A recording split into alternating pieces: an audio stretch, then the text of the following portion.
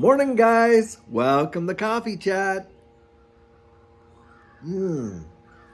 What an amazingly beautiful morning it is. It is so mild out here. It is something else. And I'll tell you what, just coming out here a little bit just helps you to kind of relax and slow down. You hear the birds tweeting and some of them squawking, the crows are all out there as well. But, the world is moving way, way faster than it ever did before, it seems.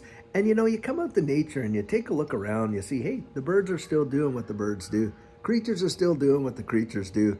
And you kind of think, well, they're not affected by all this fast-paced life and all this and that. So maybe, hey, maybe I need to slow down a little bit and actually count some four-leaf clovers and, as they used to say, smell the roses and just kind of enjoy outside. And I'll tell you what, it's an amazing blessing. Anyhow, listen to this. Reading an article today, and it had to do with H&R Block. Now, for those out there in the world that don't know what H&R Block is, what H&R Block is, it's a tax preparing company. And a lot of folks in Canada and the United States that don't really, understand or even want to be bothered, preparing their own taxes, well, they go down to this place and they get all their taxes prepared. Now, the thing is this is one of the biggest ones that there are. There's other ones, but this is a big one. And they're not necessarily accountants, they're not CMAs, CPAs, and all that kind of stuff. All they are is basically people that go out there and help other folks, prepare their taxes. Well, H&R Block is integrating software into their system to actually process crypto taxes as well. That is a big, big deal.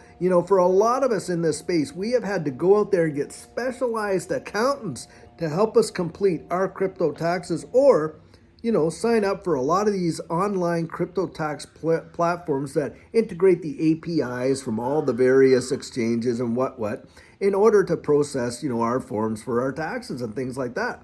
Well, now that you're dealing with H&R Block like that, all the other ones that provide these tax preparing services are probably going to follow suit. And that's telling you that, hey, look, this is like really for the rank and file, for the mom and the pops and those folks out there, the blue collar guys that are just going out working for a living, and they get all their tax info and they take it down to H&R Block and they get it all filled out. Well, I'll tell you what, that is telling you that crypto in a big way is going mainstream like we've never seen. And I'm telling you, that is a great litmus test for this space going forward, is to see that kind of integration at the lowest common denominator there, which is absolutely amazing. Now, having said that, the second article that I was reading has to do with the SEC's rules around custody of crypto assets. And you kind of get into this article, about these rules. And it's being written by one of the, CEOs of one of the crypto custody platforms that are being talked about. And you can actually see right in there, look, this is going headlong towards what traditional custody is. Guys, when you go out and you buy your stocks and all this kind of stuff, you're not getting your stock certificates, are you? No, they're being custodied for you by a custody firm. And yes, your name is on it and it's designated as you owning it, but you're not holding the paper. I mean, how many of us have ever seen a stock certificate? Now, I've seen them. I mean, hey, a few of us in our generation, yeah, we've seen them. But the thing is this, we haven't seen them lately, I'll tell you that, not for a good while. Well, I think that's where they're going to be heading here with our digital assets and digital asset custody. Because look, they want to set rules in place so that, they actually have a way in which to go about there, validate the ownership. And yes, there are going to be protections in there, right? Protections against, theft from you getting hacked, scammed, and all that kind of stuff. And there are definitely benefits. But there's a lot of detractions as well, because look, right now, when you're holding your digital assets on your cold storage wallet, I'm telling you what, it's outside of the long fingers of a lot of these jurisdictions because, when you go through like a legal battle and you get sued or, something like that, or even you're dealing with the tax department, those stocks that you got custodied over there, well, they're seizable, aren't they? They can be legally seized and taken from you. Well, it's not so easy to seize your crypto, is it? Because, hey, they got to get your seed phrase. They got to get you to cough it up off of your Nano X or your Decent wallet, or whatever hardware wallet you're using. And think about it in this capacity as well. A lot of these bankruptcy legislations and things like that, when you go bankrupt, you're insolvent, you file for a bankruptcy, a trustee is assigned to your estate and they take custody of all of your assets. And that includes any stocks and this and that. Well, a lot of folks have been doing a circumventing around the whole bankruptcy legislation with crypto and being on hardware wallets that the trustee has no access to or maybe even no knowledge of. And so that would be classified as bankruptcy fraud, right? Because, of course, you're supposed to divulge all of your assets.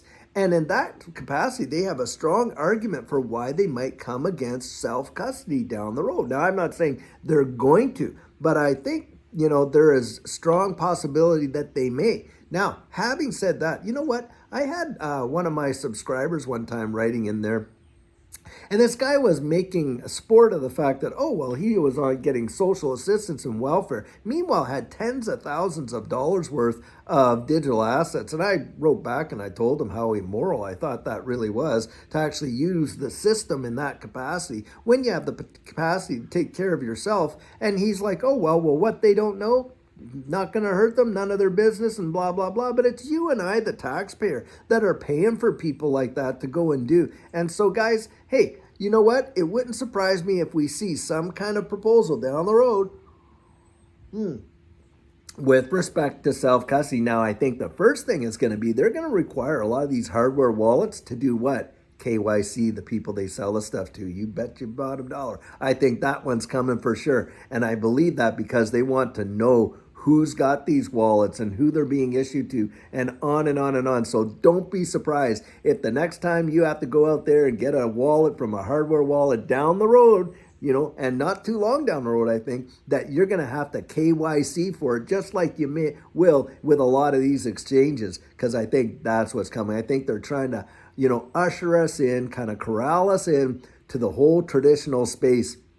And, with the exchanges, you're going to see them being transitioned, either bought out or transitioned by all these traditional big boys on Wall Street, right? That I think is coming. Then I think what they're going to do is they're going to try and corral us into, institutional custody, and they're going to lure us in with some amazing benefits. I think once we get institutional adoption, some of the benefits of institutional custody are going to look really, kind of attractive to a lot of us. And we might very well just say, hey, you take care of it because of the benefits that we might get staking it or whatever, right?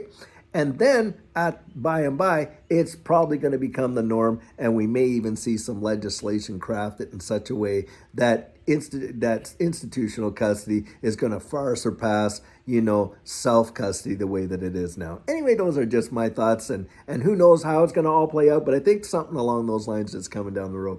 Well, guys, I'll tell you what, I sure hope you're having a fantastic day wherever you are in the world, and we've got a great video planned for you later on this afternoon. And until then, guys, I hope you have a great one, and take care.